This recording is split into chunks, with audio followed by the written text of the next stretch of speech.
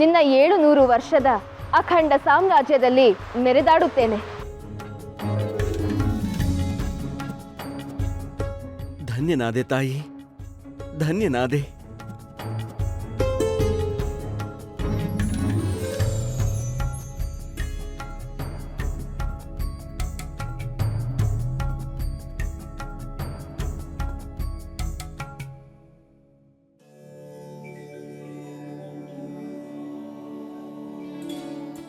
ಓಂ ಭೂರ್ಭುವಸ್ವಃ ತತ್ಸವಿತುರ್ವರೆಣ್ಯಂ ಭರ್ಗೋ ದೇವಸ್ಯ ಧೀಮಹಿ ಧಿಯೋ ಯೋ ನಃ ಪ್ರಚೋದಯಾತ್.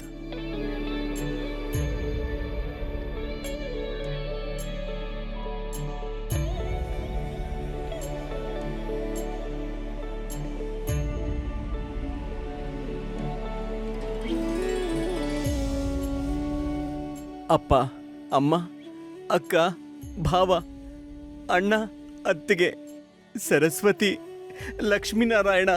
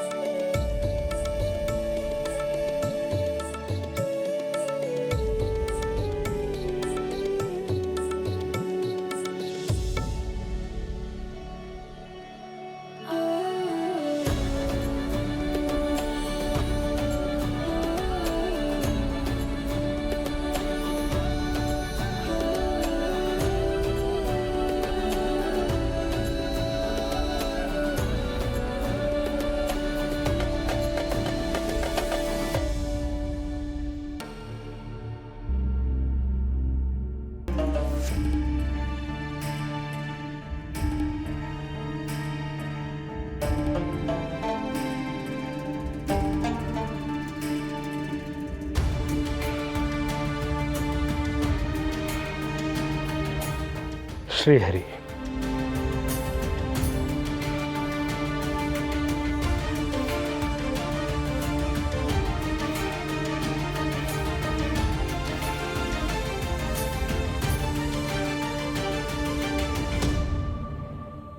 ವೆಂಕಟನಾಥ, ಅಂದು ನೀನು ಹೊರಟಿದ್ದು ನೋಡಿ ಮತ್ತೆ ಬರುವುದೇ ಇಲ್ಲವೋ ಎಂದುಕೊಂಡಿದ್ದೆ.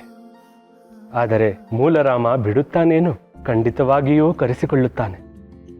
ಏಕೆಂದರೆ ನೀನು ಸಾಮಾನ್ಯದವನಲ್ಲ. ಗುರುಗಳೇ, ಮೊದಲನೇದಾಗಿ ತಮ್ಮಲ್ಲಿ ನನ್ನ ಒಂದು ಪ್ರಾರ್ಥನೆ. ಹೇಳು ವೆಂಕಟನಾಥ. ಗುರುಗಳೇ, ಅಂದು ನಿಮ್ಮ ಆಜ್ಞೆಯನ್ನು ಮೀರಿ ನಿಮ್ಮ ಉಪದೇಶವನ್ನು ನಿರ್ಲಕ್ಷಿಸಿ ಮನೆಗೆ ಹೊರಟು ಹೋದೆ. ನನ್ನ ನಡವಳಿಕೆಯಿಂದ ಖಂಡಿತ ನಿಮ್ಮ ಮನಸ್ಸಿಗೆ ನೋವಾಗಿದೆ. ನನ್ನ ಈ ಉದ್ದಟತನವನ್ನ ಕ್ಷಮಿಸಿಬಿಡಿ. ವೆಂಕಟನಾಥ, ನೀನು ಮನುಷ್ಯ ಸಹಜವಾಗಿ ನಡೆದುಕೊಂಡಿದ್ದೀಯ ಅಷ್ಟೇ, ಯಾವ ತಪ್ಪನ್ನೂ ಮಾಡಿಲ್ಲ. ಇನ್ನು ಕ್ಷಮೆ ಕೇಳುವುದೇನು ಬಂತು? ಮೂಲರಾಮನ ಆಜ್ಞೆಯನ್ನು ನೆರವೇರಿಸಲಾಗಲಿಲ್ಲವಲ್ಲ ಎಂದು ನನ್ನ ಮನಸ್ಸಿಗೆ ನೋವಾಯಿತಷ್ಟೆ. ಆದರೆ ಶ್ರೀ ಹರಿವಾಯು ಗುರುಗಳ ಆಜ್ಞೆಗೆ ವಿರುದ್ಧವಾಗಿ ಯಾರು ಏನು ಮಾಡಲು ಸಾಧ್ಯವಿದೆ? ನಿಜ ಗುರುಗಳೇ, ಭಗವತ್ ಸಂಕಲ್ಪವನ್ನು ಮೀರಿ ಯಾವುದೂ ನಡೆಯುವುದಿಲ್ಲ. ನಾನು ಸರ್ವಸಂಗ ಪರಿತ್ಯಾಗಿಯಾಗಲು ಸಿದ್ಧವಿಲ್ಲ ಎಂದು ಕಟುವಾಗಿ ಹೇಳಿ ಹೊರಟು ಬಿಟ್ಟೆ. ಕ್ಷಮೆ ಎನ್ನುವುದು ಬರೀ ಮಾತಾಗುತ್ತದೆ. ದಯಮಾಡಿ ನನ್ನನ್ನು ಮನ್ನಿಸಿ. ವೆಂಕಟನಾಥ, ಯಾವುದೂ ನಮ್ಮ ಕೈಯಲ್ಲಿ ಇಲ್ಲ. ಆಡಿಸುವವನು, ನುಡಿಸುವವನು ಎಲ್ಲವೂ ಆ ಶ್ರೀಹರಿ. ಕಳೆದು ಹೋದದರ ಬಗ್ಗೆ ಚಿಂತಿಸಿ ಫಲವಿಲ್ಲ. ಈಗ ನಿನ್ನ ನಿರ್ಧಾರವೇನು? ಅದನ್ನು ಹೇಳು.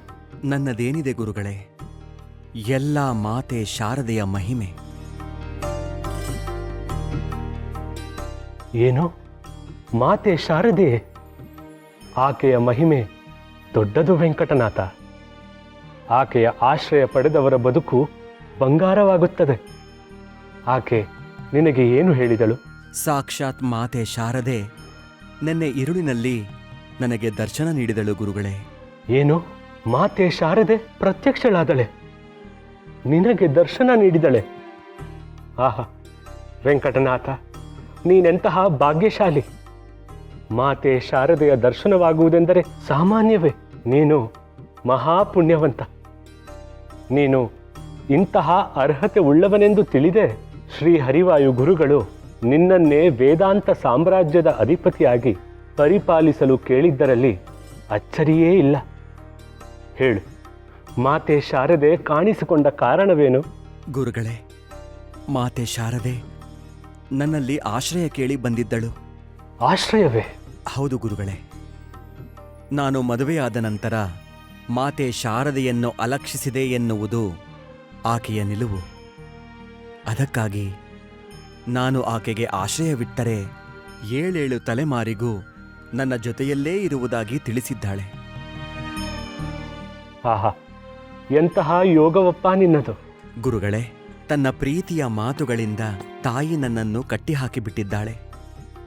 ಒಂದೇ ರಾತ್ರಿಯಲ್ಲಿ ಆ ತಾಯಿ ನನ್ನನ್ನು ಬದಲು ಮಾಡಿಬಿಟ್ಟಿದ್ದಾಳೆ. ನಾನೀಗ ಕಾಯ ವಾಚ ಮನಸ ತ್ರಿಕರಣ ಶುದ್ಧಿಯಿಂದ ತುರ್ಯಾಶ್ರಮ ಸ್ವೀಕರಿಸಲು ಸಂಪೂರ್ಣವಾಗಿ ಸಿದ್ಧನಿದ್ದೇನೆ. ವೇದಾಂತ ಸಾಮ್ರಾಜ್ಯದ ಹೊರೆ ಹೊತ್ತುಕೊಳ್ಳಲು ನಾನು ಒಪ್ಪಿದ್ದೇನೆ. ನಿಮ್ಮ ಆಶೀರ್ವಾದದ ಬಲವೊಂದಿದ್ದರೆ ಸಾಕು. ಬಹಳ ಸಂತೋಷ ವೆಂಕಟನಾಥ, ಬಹಳ ಸಂತೋಷ. ಆ ತಾಯಿಯ ರಕ್ಷೆ ನಿನ್ನ ಮೇಲೆ ಸದಾ ಇರಲಿ. ಬಾರದು ಬಪ್ಪದು, ಬಪ್ಪುದು ತಪ್ಪದು ಎಂಬಂತೆ ನೀನು ತುರ್ಯಾಶ್ರಮ ಸ್ವೀಕರಿಸಲು ಒಪ್ಪಿದ್ದು ನನಗೆ ಬಹಳ ಸಂತೋಷವಾಗಿದೆ ವೆಂಕಟನಾಥ. ನಿನ್ನ ನಿರ್ಧಾರ ದೊಡ್ಡದು, ಭಕ್ತಿ ದೊಡ್ಡದು. ಇದೀಗ ನನ್ನ ಚಿಂತೆ ಪರಿಹಾರವಾಯಿತು. ಮೂಲರಾಮನ ಆಜ್ಞೆ ನಿನ್ನಿಂದ ನೆರವೇರಲಿದೆ. ಇದಕ್ಕಿಂತಲೂ ಇನ್ನೇನು ಬೇಕು? ಆದಷ್ಟು ಬೇಗ ತಂಜಾಪುರದಲ್ಲಿ ಶ್ರೀ ರಘುನಾಥ ಭೂಪಾಲನ ಆಸ್ಥಾನದಲ್ಲಿ ನಿನಗೆ ಪರಮಹಂಸಾಶ್ರಮವನ್ನು ಪ್ರದಾನ ಮಾಡಿಸುತ್ತೇವೆ. ಆಗಬಹುದೇ? ಎಲ್ಲವೂ ತಮ್ಮ ಚಿತ್ತ ಗುರುಗಳೇ. ಸರಿ, ಹಾಗಾದರೆ ಅದಕ್ಕೂ ಮೊದಲು ನಿಮ್ಮ ಚಿರಂಜೀವಿ ಲಕ್ಷ್ಮೀನಾರಾಯಣನ ಉಪನಯನವನ್ನು ಮಾಡಿ ಮುಗಿಸಿಕೊಳ್ಳಿ. ನಾವೀವರು ತಂಜಾವೂರಿಗೆ ಹೋಗುವವರೆಗೂ ನೀನು ನಿನ್ನ ಪತ್ನಿ ಹಾಗೂ ನಿನ್ನ ಪುತ್ರನೊಂದಿಗೆ ಆನಂದದಿಂದ ಕಾಲ ಕಳೆದು ಬಿಡು. ಇದೊಂದು ಆಸೆ ನಿನ್ನ ಮನಸ್ಸಿನಲ್ಲಿ ಕೊರೆಯುತ್ತಿತ್ತು ಅಲ್ಲವೇ? ಹೌದು ಗುರುಗಳೇ. ಶುಭವಾಗಲಿ ವೆಂಕಟನಾಥ, ಹೋಗಿ ಬಾ. ಧನ್ಯೋಸ್ಮಿ ಗುರುಗಳೇ.